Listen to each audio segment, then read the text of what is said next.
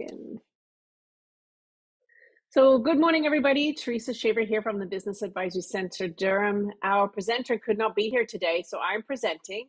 As I mentioned, I've spent 10 years in recruiting and HR myself, so I'm definitely not going to be as great as Melissa was, but I'm sure I'll be able to provide some value. We'll have an opportunity to speak. If you have questions and need help with certain things, I can certainly help you with that as well. So rest assured, it won't be time wasted for you. So I'm just going to share my screen and get started from there. So can everybody see my screen okay? Just a hands. I know, Heather, I'm only looking at you on the screen. Everybody else is gone, so you can see okay? Okay, good. Thank you. So just to say welcome, I'm sure a few of you have been able to attend some of our Do It In Durham events so far. It is our favorite time of year because we celebrate Global Entrepreneurship Week. It does happen in over 200 countries, and in Durham Region, we like to put on about 40 to 50 events in this week to celebrate Global Entrepreneurship Week here in our local community. If you are posting or sharing about this event or any other events, we'd love you just to take a screenshot and then also use the hashtags that are here on our screen. If you want to book other events, doitindurham.biz is a great place to do so. So thank you so much again for being here with me. So just to tell you a little about Melissa, because I'm going to share the screen presentation with you as well. Melissa Malcolm is actually a founder and principal of Malcolm HR Consulting. Melissa has been a client here at BACD for the last 4 or 5 years and did go through our Women's Entrepreneurship Program. Her career spans over 25 years in both public and private sectors. And Melissa has built a reputation of being a trusted and respected HR partner and leader to business owners and executives.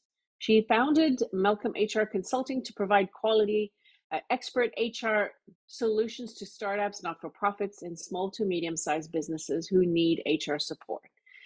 She has recognized that many business owners and executives don't have or the need or the budget to have a full-time HR employee, and this is where her business comes in. So thank you for being here. This is me, Teresa. I have the pleasure of being the CEO of the Business Advisory Center Durham. I've worked in over 5 different startups across 3 different countries, and I moved to Durham Region, I moved to Toronto in 1999. I arrived with 2 suitcases, $1,000, and an 18-month work permit, and the rest has been history. So I've spent 10 years in the private and corporate sector, and that's where I did a lot of my HR and recruiting background, and then 15 years in the not-for-profit world. I run the BACD. I also started a separate not-for-profit called Small Business Centers of Ontario. And then in my own personal life, I've had many different types of businesses that I've run over the years and had so much fun doing it. So I'm passionate about working with entrepreneurs. I've never been anywhere for 10 years in my life. I've been at BACD for 10 years, and it's been such fun and a pleasure to work with the businesses that we do work with. So all of us are so passionate about working with our businesses. So thanks for being here with me.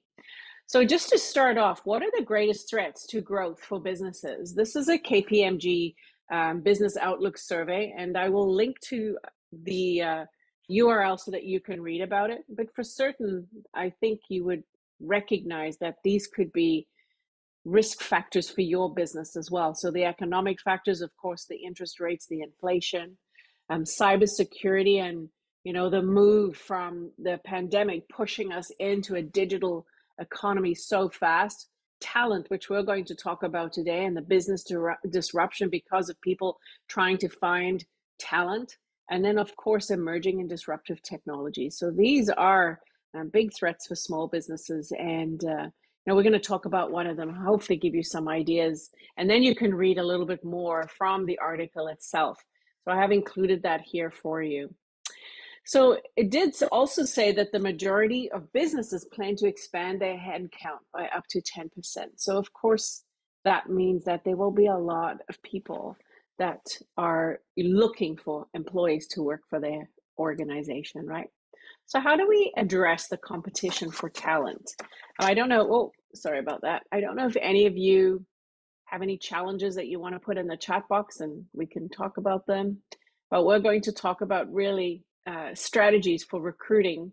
And then we're also going to talk about onboarding and then how you can make yourself, your business be in the best light. So one of the first things when it comes to recruiting, boy, my slides keep advancing, is to really think of what is your advantage, your business advantage that you have. How can you show why people should join your company? So think about that your job descriptions have to be like you're advertising or marketing your business, right? Because you are essentially marketing your business. Today's applicants are very discerning, and they are not what applicants used to be like 20 years, where they would, just go for a job and put up with what's going on in the company if there is something. Today's applicants really do want a lot more in terms of their work-life balance, their mental health, all the things that we should have always had in a business. It's really coming to the forefront. So having a clear idea of who you are as a business owner, what you have going for you, and what you can offer the candidates is really important. Of course, having a clear job description. I'm sure many of you have looked on Indeed and looked at jobs, and the job description is not clear. So you really want to define what are the duties, what is the knowledge you're looking for, and what are the skills needed to perform this job? Because it makes it easier for you even to create a good job ad, but it also helps your candidate really know about the role. They can see what's really going to be there, and then they can also see what's expected from the company to be in that role, right? So that, of course, makes sense as well. So have a marketing strategy for your recruiting, because how will you recruit your candidates? I know for me, when I was working in HR and staffing and recruiting, we really had to do a lot of marketing about who we were attracting candidates for, why they needed to be part or wanted to be part of that. So how will you attract them, and where will you target your efforts? And we'll talk to some of those in a little bit. Recruitment takes time, and posting your ad and searching for the candidates in the right place really, really makes a lot of sense, and is really essential for you. Recruiting probably takes so much money, time, and effort from you as a business owner. So you really want to make sure that you are able to not waste your time. So and I'm sure you know this, in addition to traditional job boards, you can also use social media channels as another way of spreading the word about your job applications, or your jobs that are open, or your positions that are open. And I don't just mean like on your post, as being part of local groups are really important. Maybe being part of entrepreneur groups are also important. I know for Durham Region, we probably have like 50 groups you can be part of. And so putting those jobs in there. There's also job opening Facebook pages on their own. There's other apps, even like Neighbor or Nextdoor, as another place where you can promote the job. Also think about upgrading your careers page on your website. Provide really authentic, detailed descriptions of the job openings that you have. Tell people why it's good to work for your company, what your vision and your mission is. Share the content that you have created for your company. And provide information about your policies and your culture and the benefits of being part of your company. I'm sure probably, I don't know if you've seen some of the tech job ads that are out there, and how well they're written and how well they market the company.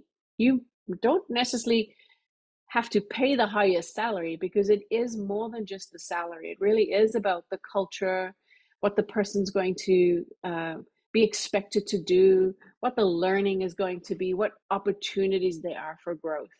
Include information about your employee demographics, so they get a sense of like who works for the company now.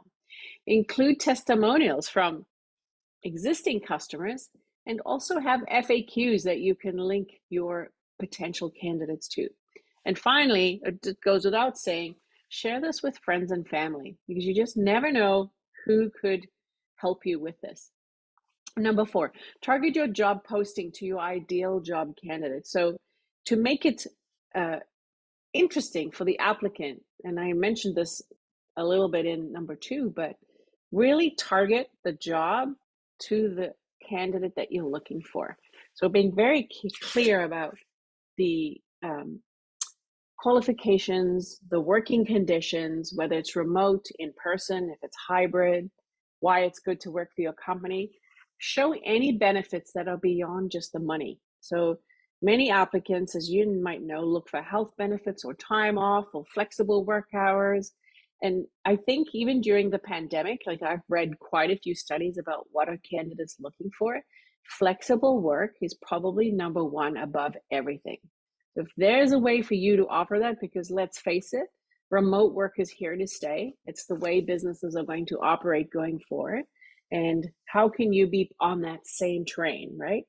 If possible, be as transparent as you can about the salary and the position. So there is a movement for companies to start putting salary ranges on job descriptions, which really saves you and the applicant a ton of time. I don't know how many times, I'm sure you've been through this, where you've gone to apply for a job or looked at jobs or wanted to hire people if there's no salary, but the candidate really has no clue where to market themselves and if they're interested in that job. So you already know what your budget is for the job. You're not going to go put it's $20 an hour and then pay 35. So what's the point of hiding that? So put it on the job description. Remove barriers to applying. So state any mandatory certifications or designations that you need for the role, but ensure that the quality, the qualifications you're looking for actually suit the role, right? Sometimes in years past, I've noticed that people are looking for like degrees and masters and 7 years experience. And really, do we need all of that, right? There's also a movement towards businesses moving away. I think for sure it was Deloitte moving away from necessarily needing all those degrees, right? So how can you be part of that, where you make it easier as a barrier to applying? For those of you that just joined me, I'm Teresa from the BACD. I am presenting on behalf of Melissa. Sorry about the slides all moving, because Melissa's son is sick today, and I'm sharing her slides and also a little bit of what I've added to it from working in HR and recruiting for the last, not these last 10 years, but I did spend 10 years working in that industry. So thank you for being here with us, and I am recording it as well. Also, include any accommodations that you may have through this recruitment process. So things like if you're going to have virtual interviews, if there's any accommodations that you can make for the candidate, or people you're hiring, can be hiring from anywhere in the world. So look into that. Of course, as a Canadian business or an American business, you cannot just hire someone full-time from anywhere in the world if they are being paid, locally or being paid through your bank account. It's not an employee relationship that you'd be setting up. And if you are, then there's a whole bunch of visa requirements with that as well. So another thing, recruiting. So when it comes to screening and interviewing, create a standard resume screening tool to assess all the applicants. Honestly, this will make your life so much better.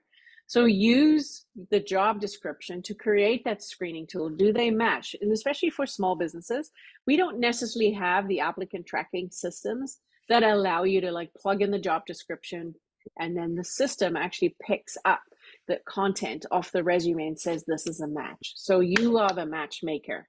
So creating a standard resume tool saves you so much time in being able to do this. Screening methods also should be based on the qualifications listed in the job ad, and it should be on the resume, right? Just checking there's a chat box. Thank you. Thank you, Di. It was good to see you. Appreciate you being here. The same questions should be asked for every candidate. And then there should be additional probing questions that you may need. Why do we want the same questions? Because then we are having a level playing field, the same questions, the same answers for everybody. And this is so that you can make I'm trying to think of what the word is, but you want to be able to make as good decision as you can, taking in all the facts that you have in front of you about the candidates that you are interviewing, right? Use the same method of interviewing for everyone. So it's either all in video, all in person, and not a mix of both, because it is a different environment, right? So if you are doing in person, then make sure all of them are in person. Thank you, Holly. And I know Holly said that she couldn't stay as well, so I appreciate you guys being here. Hi, Michelle. Nice to see you. Thank you for being here. When you start the interview, be welcoming, be approachable, and make the candidate feel at ease. How many of you have been to a job description and feels like a interrogation, right? You don't feel comfortable there as well. And also remember, you as the candidate are also interviewing the company, so it is a two-way relationship. It's not just a one-way. I have the job and I'm deciding if I'm hiring you.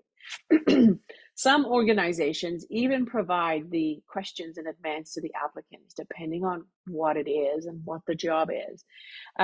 Another thing to do with when you're in being welcoming is really put them at ease. Ask them questions about themselves and really try to get to know them and learn more about their experience. This is the time for you to sell your company. And at the end of the interview, please also tell the candidate what the next steps are. So many interviewers say, we'll get back to you, and they never get back to the candidate. So really just letting them know what the steps are and give them timelines, of when you'll be able to get back to them, and let them know, yes, you qualified, or no, you didn't. Also have an appropriate number of interviewers with you. So if it's necessary, have the departments or the people that you need with you in the interview, so that it also shortens the decision-making process for both of you. So next, select the candidate. So here, choose your top 1 or 2 applicants. Look at perhaps doing reference checks or background checks. I'm not saying perhaps, I would say definitely do the reference checks, keeping in mind that many times reference checks are from friends or colleagues that worked with the person and not necessarily from the supervisor of their role. So get a variety of reference checks. It's a really good way to find out about character and a little bit more about what the candidate was doing on the job. Make an offer as soon as possible so that your top applicant does not get snapped up by someone else. Be prepared to enter into a salary or benefit negotiation with the applicant. In days gone past, negotiation wasn't something that really happened, but times are changing, and negotiation is something that people are looking for. Ensure your formal offer outlines all the conditions of employment and that you have an area for them to sign. So generally when you send out an offer letter, you want to give them time to review that legally and to be able to come back to you. So you can say, I want the offer, I want either, your answer by a certain amount of time, but you need to leave them time to be able to consult legal advice if they would like to do so. Once the offer has been accepted and a start date is confirmed, you can notify your team of this new hire. And if you're sending out a community-wide communication, it's best to have the applicant review the message prior to being sent, if you can believe it. So why is onboarding important? So for many reasons, we do all this work to bring someone on, and sometimes this part falls flat, right? So onboarding is important because it makes or breaks that new hire experience. A successful onboarding really helps to inspire new employees, helps to engage the team around them, and also sets them up for the best growth that they can be, right? And this is really, really important. You want your new hire to feel that they're part of the team. So if you're a one service, like a solopreneur at this part, they're really going to work very close to you. You really want to think about how you set it up for them so that they get training and they get all the help that they need to get started with their business, right? The better your onboarding, the quicker you can expect your new employee to start producing and performing effectively. So some onboarding ideas. So timing, when onboarding, onboarding really begins the minute the candidate signs the job offer. So what can you do right from then that makes it special and stand out, right?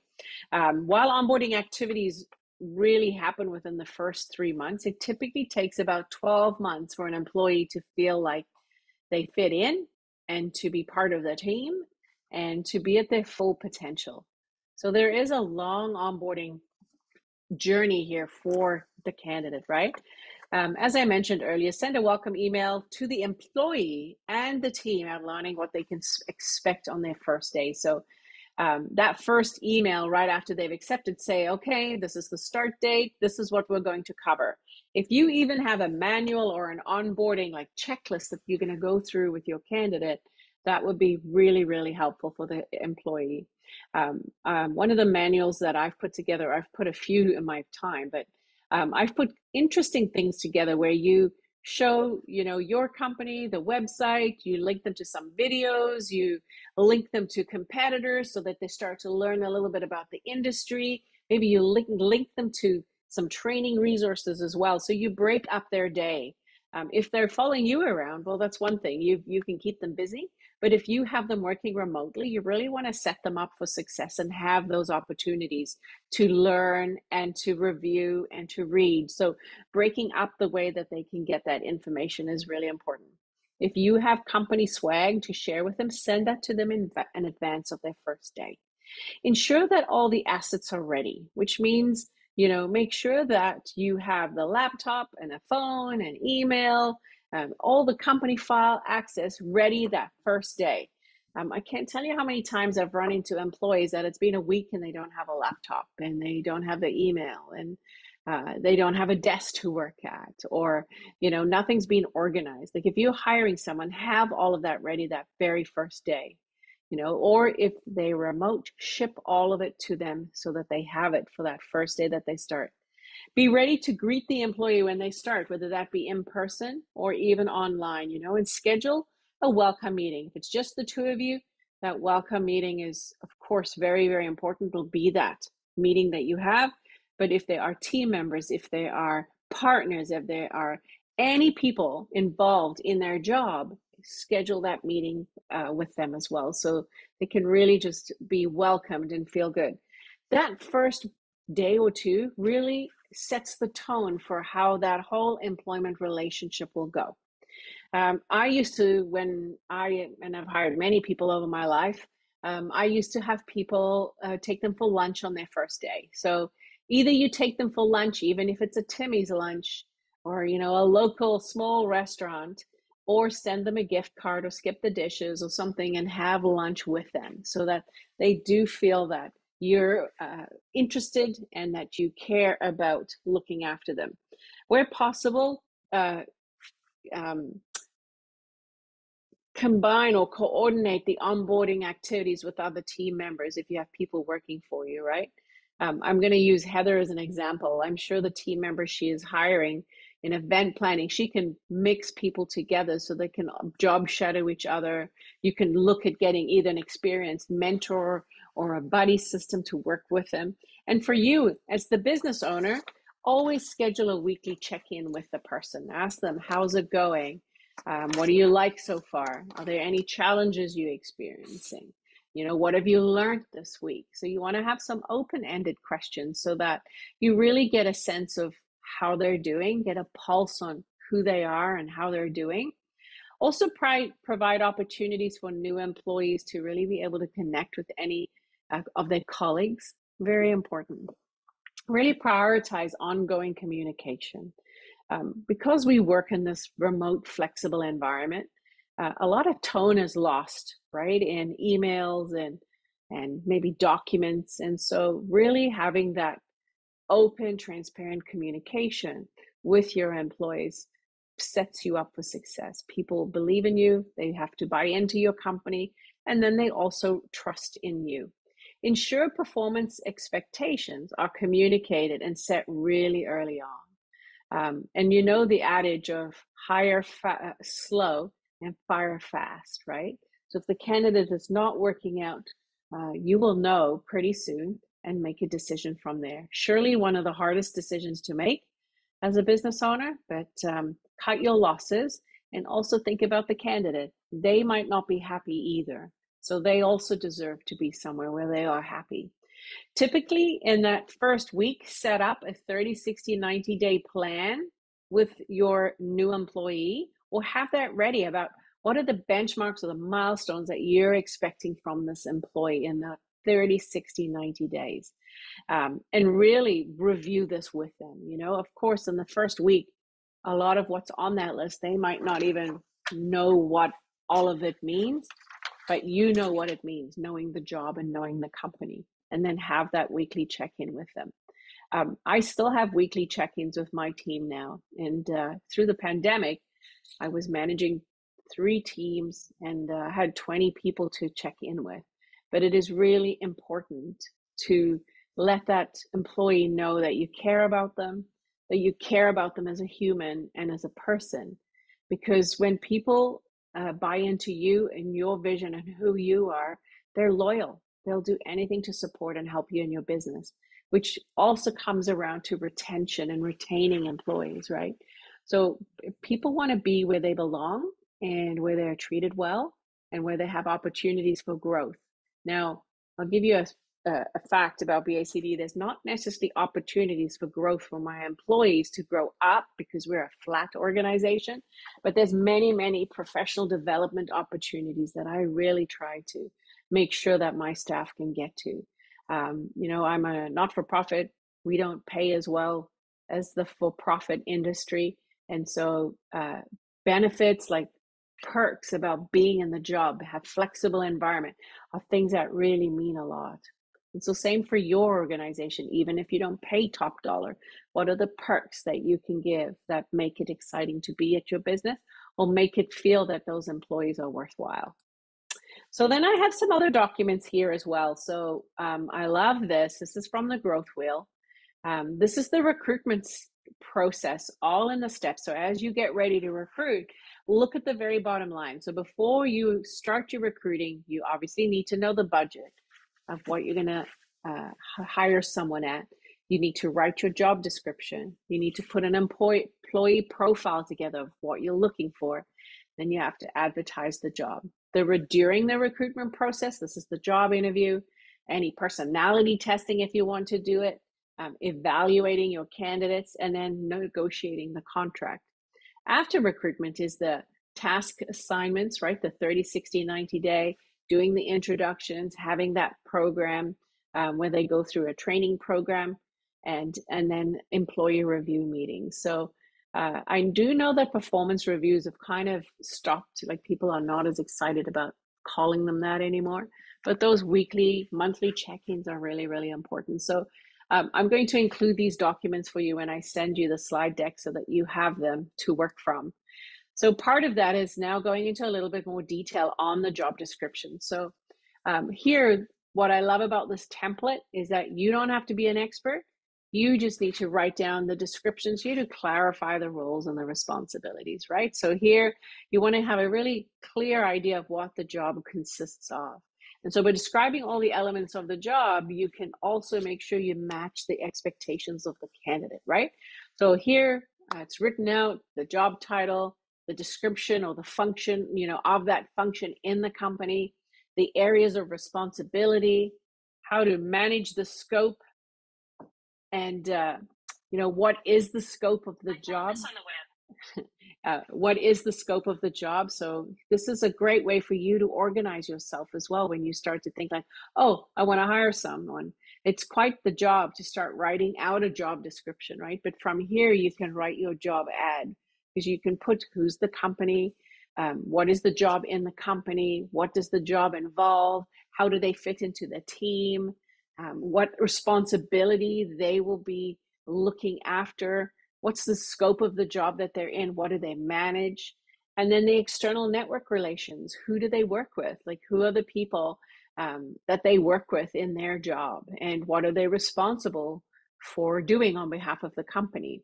Then on the right side, it's the employee, you know, what is their who is their day-to-day person that they will work with to prioritize and plan their tasks, or, you know, depending on who it's you're hiring, you would say, well, you know, you're responsible for all of it. This is the scope of work of what you're going to do. And you, here it even says, like, who would you work with to coordinate your tasks? What are the goals that you as the employee will have in your job? So it's a great way for you to plan out the 30, 60, 90 day plan that you have for your applicants. Development opportunities. So here, what is your training going to include? What possibilities are there for the employee? And what are those initial projects? So writing this out really just puts you in a fantastic position to really have a great job description that you can inform the candidates about, and then put yourself in that best light. Any questions on this?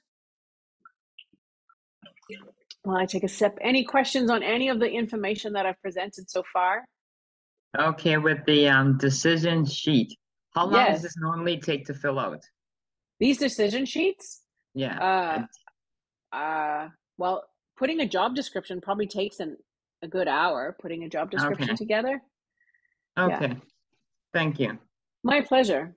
My pleasure. I guess this is as long or as short as you want to do it. If you want to do it in bullet points, it'll be a lot shorter. And if you want to really build out a full job description.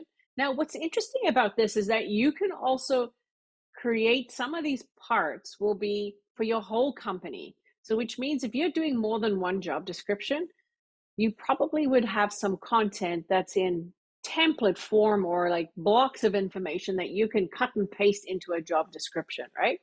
So there'll be some parts where you will have to create the information for this particular job description, and there'll be other parts where you won't have to do that.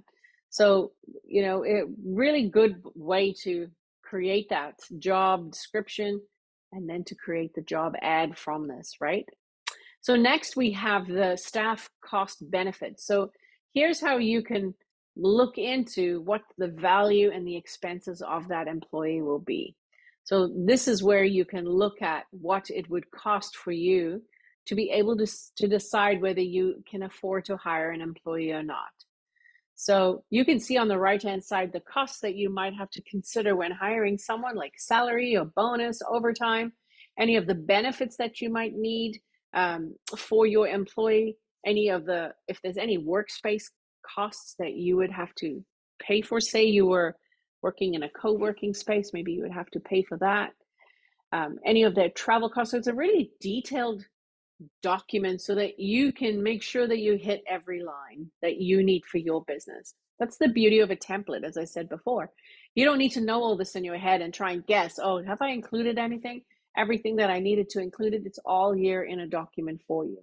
So, of course, depending on where you're phoning in from or dialing in from, you might have different requirements in your country and your province or state or municipality that might impact what you pay and what's required from you from a legal standpoint as well. So that's certainly something you will have to look into.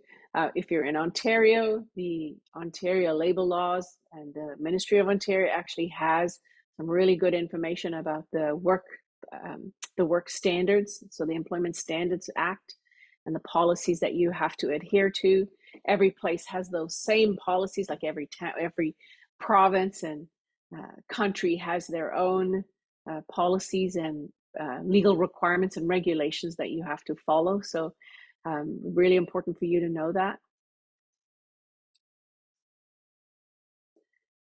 This is a really great template for you to make an in-house training plan, right? So here on the right-hand side, you can see you could probably set up some self-study, some peer training if that makes sense for you, some courses as well that you can do, and you can write out what the primary work functions are and the skills that you want to develop and how you want that person to upskill as well. So this is just also something that can go into that onboarding plan. So these documents can go into that onboarding plan and make it a really fulsome onboarding plan for your new employee.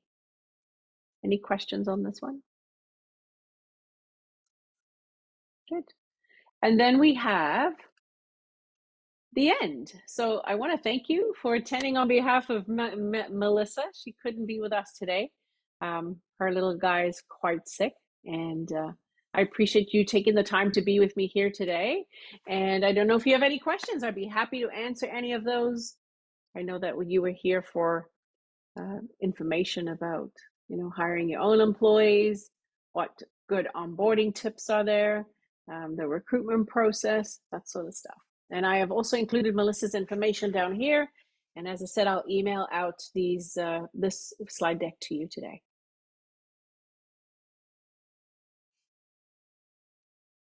Any questions, anybody? Thank you, Eric. I appreciate your time. Appreciate you being here. I look forward to seeing you on Friday at your session. Heather, any questions? Nope. Have you had Thank you. Thanks. Have you had any issues with people ghosting you when you do a telephone interview and they don't show up for the in-person? Is it only me that's having this problem? No, I used to have this problem quite frequently. I think,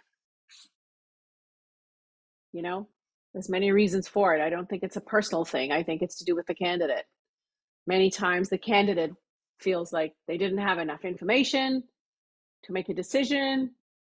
Sometimes there's a lot of, Michelle, I'm sure you know this just from the pandemic, there's a lot of malaise around, right? There's a lot of people feeling, I think, shell shock, PTSD, a little like not sure, I'm a little unsure. And I think that adds to it, you know what I mean? And Okay. a lot of people have high expectations as well of what they're expecting from employers. Would you say that's the case for you? I find it's like everything sounds fine on the phone with them. They sound really eager. And when Yeah. they have to go for the in-person interview, it's like they don't answer their phone. You call them, and they love to text back to me and say, "Oh, sorry, I couldn't make it." And I said, "Okay, then will be a next opportunity." When I call them back, then their voicemail box is always full. So I just give up. Yeah. Move on to the next candidate, right?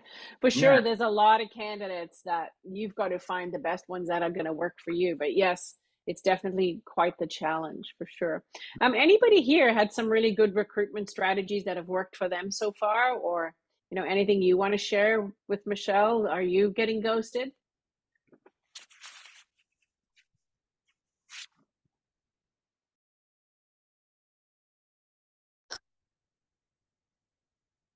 For me, up to this point, I've done a lot of my recruiting because I take on placement students from Durham College. So I technically have a 4-month trial working with them and then try and hire one every year, but so yes, that makes sense.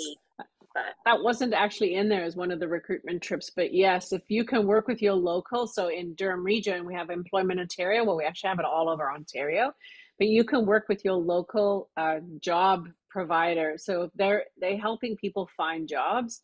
So in Durham Region, we have Durham Region Unemployed Help Center, we have Agilec, we have Meta Vocational, we have VPI, we have YMCA, and they will all pre-screen the candidates for you.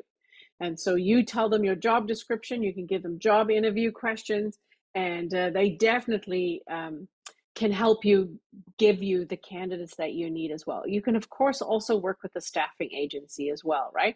It just depends on your budget and really how much time and money you have, because and how much time and effort you can spend recruiting someone as well. So it really just depends on you as a business, what you have.